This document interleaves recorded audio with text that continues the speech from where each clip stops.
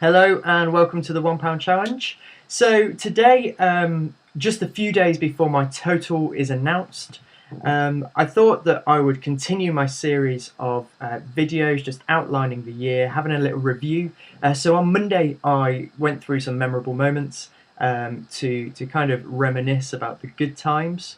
But I thought today I'd actually give you an honest opinion of some of the difficult times that I've had. Things sometimes on social media and when you're not actually in the situation can seem as though everything's going perfectly, and actually they're not always, because we tend to only post the good stuff and not the bad. So I thought that I'd buck that trend and give you kind of an outline of a few difficult times that I've had, and then how I've got through those. So my difficulties throughout this year, that has been a tough year, especially at certain times. The difficulties have come in two main ways. So there's been one when I've had no work, and the other one when a job hasn't gone quite as well as I expected, or actually I haven't been paid as much as I thought I might have, or my investment hasn't brought in as much as I thought it would. Yeah, they can be really difficult, especially when you're a small business, and like in my instance, when I was trying to earn as much money as possible from £1, when you don't earn as much or you have no work to earn anything, it can be really challenging to keep going. A few times I have contemplated throwing in the towel, and just kind of going down without a fight, but I've always stepped up, and that's why I wanted to do this video, just to encourage you. So first of all, when I've had no work, this has been a few times when I've sat at my desk on a Monday morning, looked at my calendar, and just thought, I have nothing on this week. I literally cannot see where my next penny's coming from, never mind my next £1,000. Those times are really tough.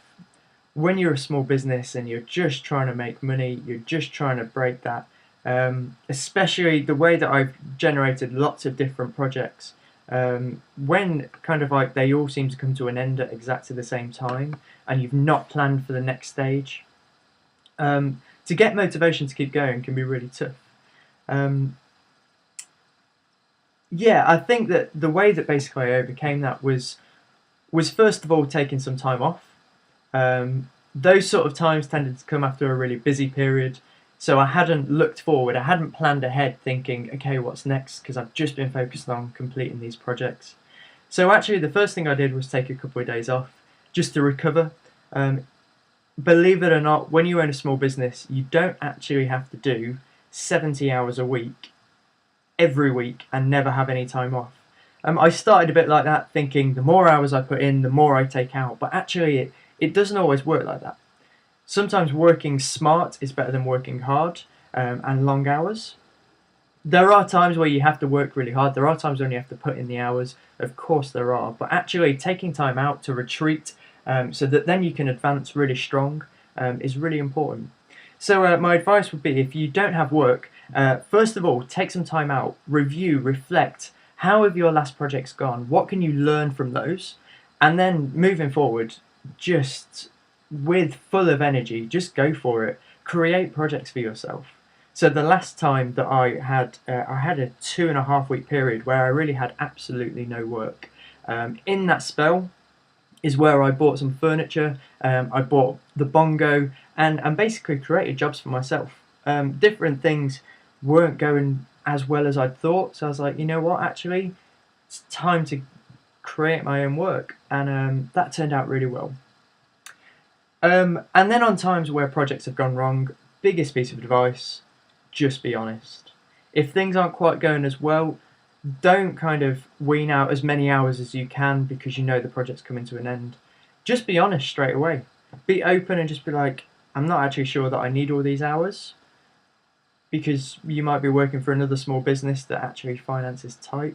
Or on the other side, if a project's just not coming together, then be honest. If your investment isn't going to make as much money, which trust me happens a lot, many times this year I found that my estimation of how much money I'm going to make from something tended to be well under. That's because I'm an optimist in these sort of things. I always look, what is the potential that I could make?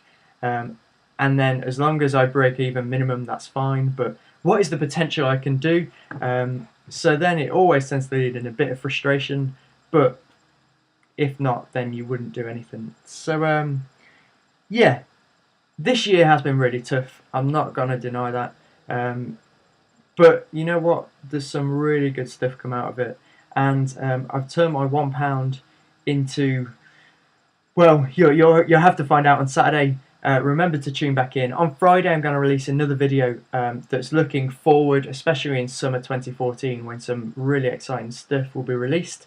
But then post that, on the Saturday, I'll be announcing my final total from my £1 in 1 year. So remember to tune back in for that. And again, thank you for listening to my rambles. I hope that they're interesting. If not, then you've not reached this point in the video and you've already switched off. So there we go. If you are listening to this, you're probably one of the few. But anyway, thanks for your time. Bye bye.